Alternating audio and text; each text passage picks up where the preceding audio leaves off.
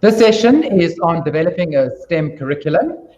So we'll be talking about how we are starting to do it at St. Benedict's College. So I'm Frank McCoy. I'm HOD of Science at St. Benedict's, and I'm joined by Delia Kench. Delia? I am the Academic Innovation at St. Benedict's and the head of IT. And Frank and I got together and decided we were going to combine forces.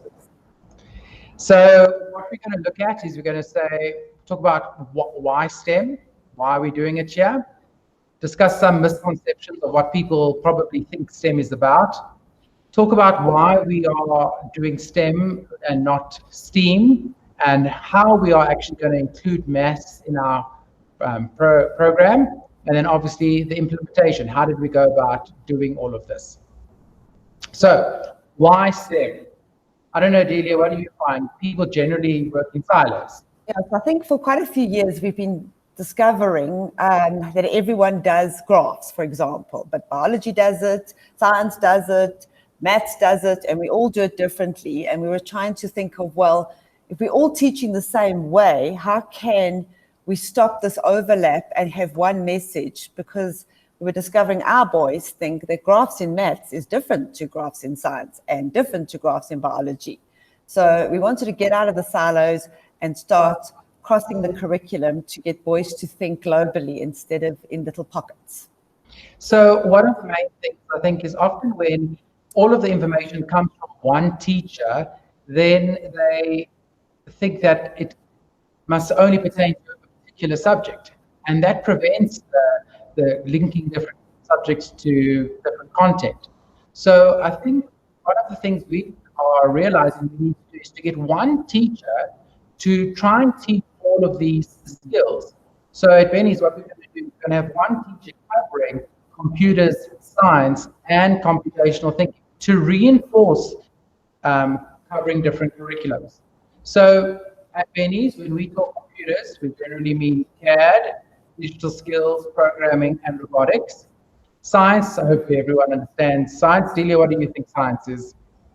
Science looks like it's hard, but in my mind, it's physics, it's chemistry, it's lab work, it's all the cool practical things that, in my mind, get boys out of their desks and get them to learn in a practical way, which I think is very exciting when we start combining it with the other topics.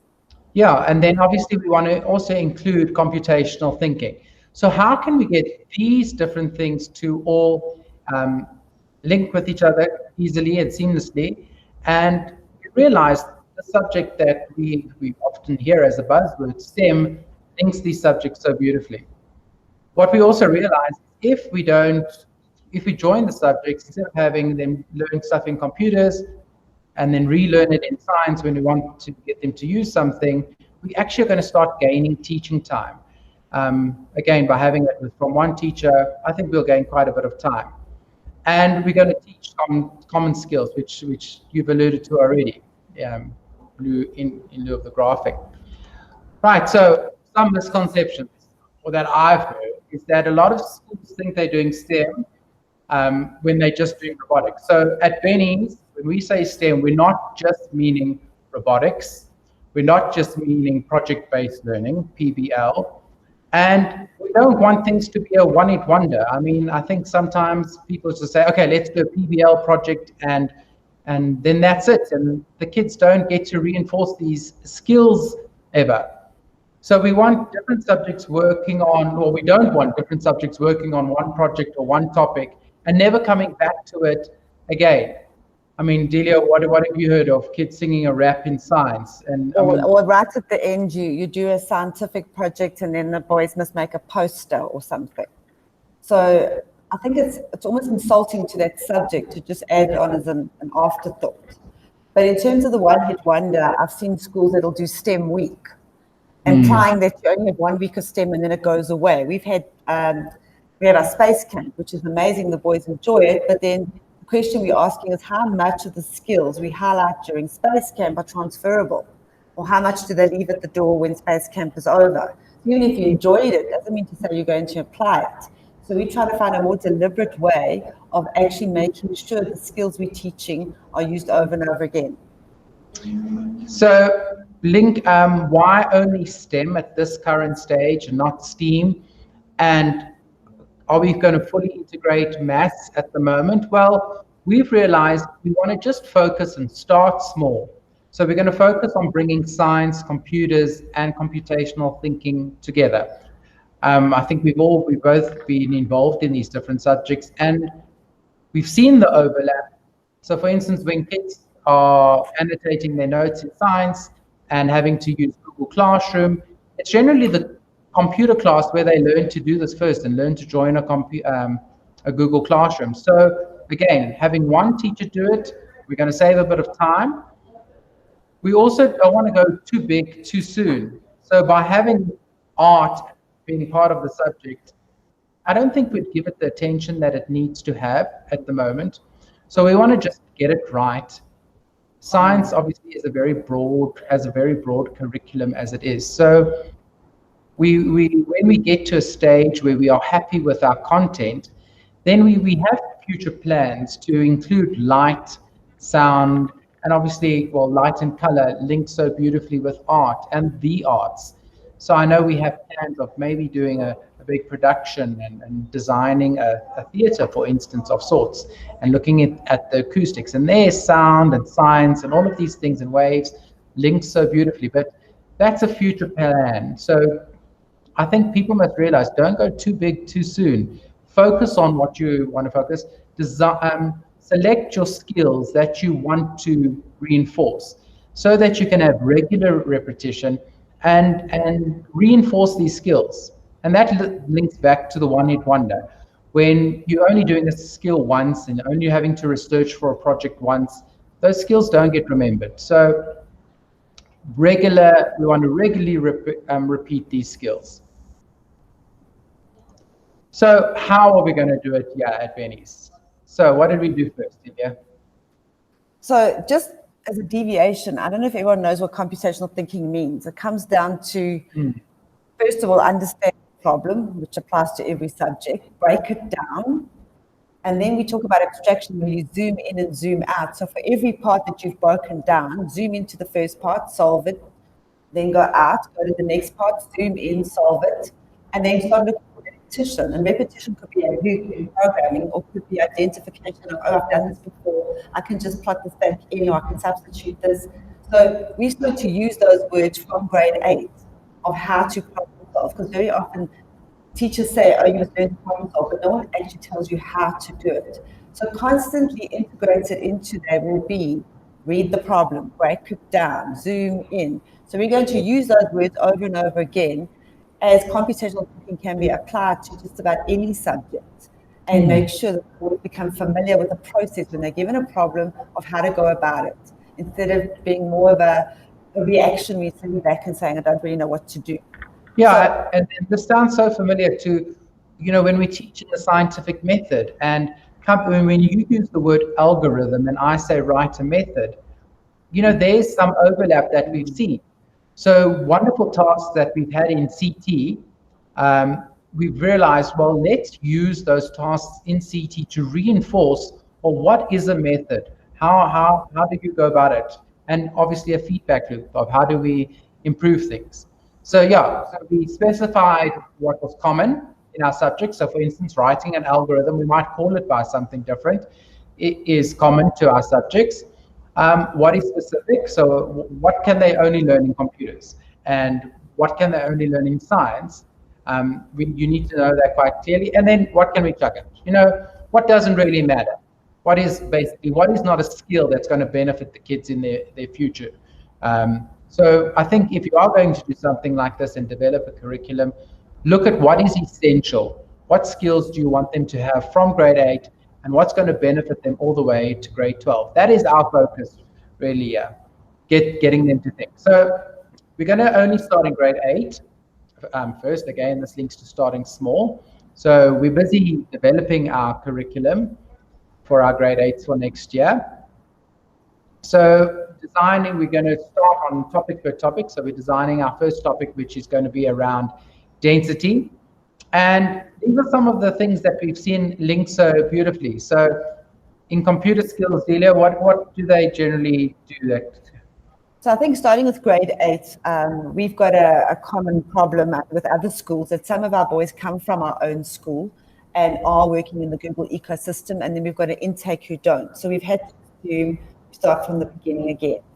And things that they need to log on, download their notes, how to annotate notes, how to find their notes, how to organize their drives. So just basic organizational skills, which go to the critical outcomes of what is required of a grade 8 child, to be able to sort his notes out and take notes in class actively, so that they're not just participants, they're kind of looking at their notes and they're customizing their own notes for what they need to remember.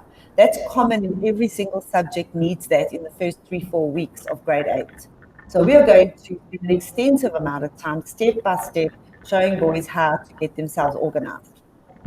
So one of the first things they're going to also need to do is download their density notes, because we've got a few resources that we're going to give the students and us boys to use. So they need to download their density notes, which they would have originally separately learned in computers and then get to science and forgot. So now it's again going to come from one teacher, teach them how to download their notes and then use them immediately. So with linking to density, obviously the skills that we're going to start reinforcing, we're going to look at researching, we're going to look at obviously drawing scientific diagrams, measuring the volumes and masses, and then we're going to slowly start introducing the scientific method by letting the students identify some trends. So once they've learned the basics of the different apparatus and how to do a scientific drawing, then we're going to link over to CAD. So CAD links to computers again. Hey, Delia. Yeah, so just to quickly jump in there, the maths teachers are on board. We're not doing this in isolation. So, for example, with density, we're talking about centimeters cubed, formulas to calculate volume. So the maths teacher is sitting on the sidelines and ensuring that she covers certain things as and when we do. We're even considering that she may dedicate one of her lessons per week to helping do the calculations in our lessons. So if we're going to do like converting milliliters to centimeter cubed, which is really nice, it's got cubics, it's got some exponents, the grade 8s have come in, they are just getting their heads wrapped around these kind of numerical volumes, then we can ask the maths teacher to help us. CAD, we will start saying, okay, let's draw it. Let's draw in 2D. How do you draw a beaker? How do you get a curve? How do you get a straight line? And again, measurement will come into CAD as to how long do you make the line? How do you make it right angles to the line? And then we can start decomposing and saying, okay, any experiment consists of a whole bunch of apparatus. Let's make a little file where we store a picture of a beaker, a picture of a cylinder, a little tripod, whatever we need to do, as separate little files or little components. And if we want to later put together a little diagram, we can whip that all out, because we've decomposed it, saved it individually, and then combine it in a different way quickly to get to a new experiment. So what is obviously becoming inherent here is that the boys will have access to the science lab, the computers, the devices, all interchangeably. We've got to look very carefully at, we're not getting up and going to the computer center to now do a CD, and now we're going to come back. So we have to look, what can we do for the boys in a way that they have all this equipment on hand and been able to integrate it meaningfully. Yeah, so I think when I was talking about not going to STEAM and not going too big, is we've got a maths teacher who's going to be part of our STEM teachers, and obviously he's informing us of, what is taught when in maths, and then feeding back to his HOD, and luckily the HOD and I talk often, so to align our curriculums. Eventually, as Delia, you've just said, obviously we'll look to including maths, but obviously there's a lot of maths that we wouldn't use, but practical maths, everything that's taught practically in maths is, we feel, sits better in STEM. So working with volume, it's a physical thing, it's something we can do. So those sort of concepts eventually will become part of the STEM curriculum once we feel we've got to a stage where, we really are, experts at what we're doing, basically. So what are some of our resources that we're busy developing? And I'm quite excited about some of these. Is obviously we're going to have class notes, where we give basic instruction to the boys. The class notes will tell them everything that they need to do. But then what I found is now teaching in this digital age is we let the boys have the class notes digitally and let them annotate digitally using whatever programs that they're going to use. But we need to have a hybrid of where they have notes digitally, but also sometimes write. So we're developing a workbook that the students will work in and complete sums in and draw diagrams in and complete their different tasks. Also, sometimes you might have teachers that aren't so comfortable teaching science topics.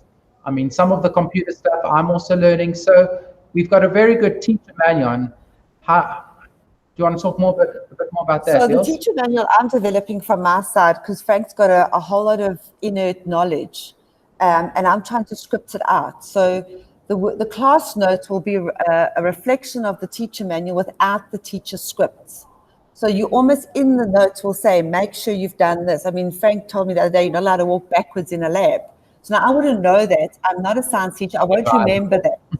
So I need to put all this information in, like if you're going to do this, make sure before this lesson you have got X, Y, and Z done before you run the lesson. I mean, I've never worked with lab technicians.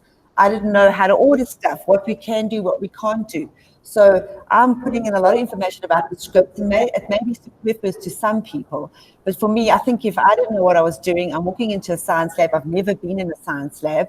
I didn't realize there were so many rules and regulations that you kind of need to go for the teacher as well on a need-to-know basis. So we're working on developing notes on a need-to-know basis. We're not going to spend extensive time on something if it's not relevant to that topic. So we're only going to teach the science, the CAD, computer skills relevant to the entity. And then every time we find a different topic that can broaden the skills using the base we've developed beforehand. So I imagine the manual will be extensive the first time round, and as we go through, it'll become second nature.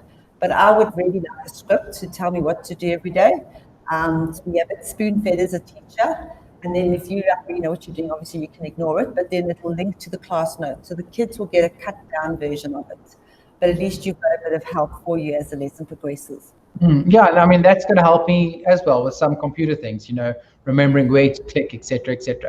I think we must mention that obviously we're a Google school. So our STEM curriculum is going to be focused on Google. But I think Delia, you have a publishing house, and you're probably going to be looking to tailor this product for different schools. Who might say, I'm a Microsoft school, etc. So I think what will happen is, I'll try to do a Microsoft version of this, which might be cut and paste. And maybe the first one will be very specific to your environment. And as the notes will just say generic, make a folder.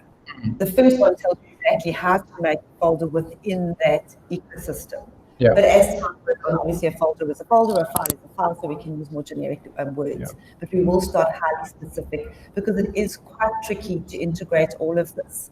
It's a lot of knowledge that we're both coming from, and we assume everybody knows, and that's never a good idea. So it's going to be very specific, but then over time it will get less. And if it's too specific, well, then we'll skip out that part. Yeah. So one of the tools we use, obviously, our ecosystem is Google. So we use Google Classroom, and we found that one of the best ways to disseminate all the information to the teachers and the classes is to have one person as a coordinator. So one of the resources that is very beneficial is to have a Google Class for the coordinator to push all the information from, sharing of practicals, sharing of notes, sharing of quizzes, sharing of forms, sharing of tasks. All have to come from one place. And if you are okay with Google, you'll know that then you can just reuse and repost to your different classes. So obviously, with all of this said, and this manual, which is a script, there is a lot of teacher training. It was quite a fun day. Delia was part of the A team. She got it right, where we had a bit of a training on, a simple thing like reading the meniscus of a measuring cylinder. Obviously, we're doing density first. So we highlighted some teachers in our staff that are quite keen, have shown some interest, and some of them might not have taught science. They obviously have done science at some stage in their lives, but there are teachers who showed an interest and are willing to learn. And that's what's nice with the way we're doing it, is that any teacher who wants to get involved with STEM can. It's an opportunity to expand your CV and your abilities and your knowledge, and to teach a subject that is exciting and a little bit different and not as daunting as when you just say science. Because obviously STEM is science, technology, engineering, and maths, but we're mainly focusing on the science and the tech right now. But the nature of STEM requires you obviously to build things. So obviously that's where engineering is built in. And as we've said, the maths is on the sideline. So our teacher training, we're currently having it once a week for about 40 minutes to sometimes an hour. With our teachers, we're actually going through the lesson content, lesson by lesson. If it's got a computer focus, that's for you, Hadiel.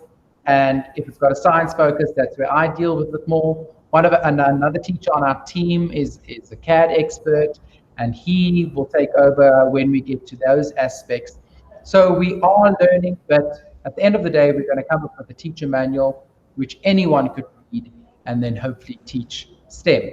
So that, if we ever had to leave our school, there is a good resource that our school obviously can carry on. We don't want to have all our work go to waste. So yeah, anything more training, Delia? Yeah, I think so. Frank hasn't mentioned, we're starting this next year. So we're spending this term training on the density manual and maybe the next topic that we get to. Next year, obviously each teacher will see their kids 5 times a week, maybe 6 times a week. We will continue with lessons to carry on training for the next sections. So the Google Classroom, each teacher will be able to make a copy of it and only move through to their classroom what is relevant. So Frank might post something, it'll be great, and come through to the email, this has been posted, that's been posted. So our communication with staff is really important, and the timetabled lesson that the staff spend together. Because obviously there's going to be feedback, like there was a disaster, I didn't get this quite right, and I'm going to go back and write the notes and update the notes to make sure it works in future. So this is an ongoing project that we can see probably going to take 2-3 years before we get right. The general rule is on the 3rd year you get what you really wanted.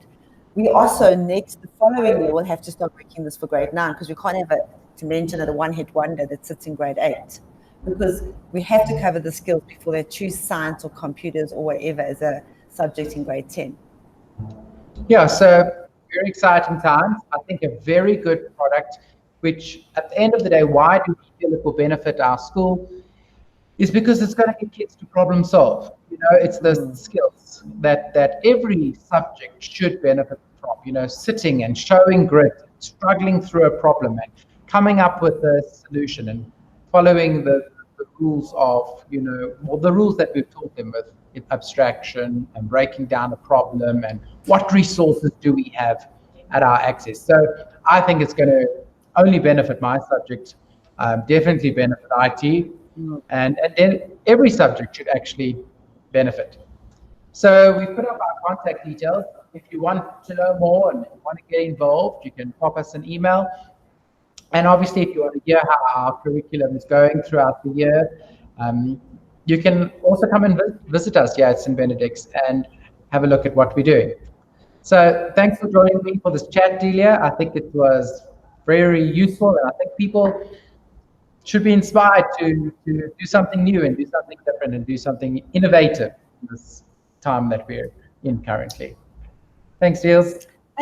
Thanks so much.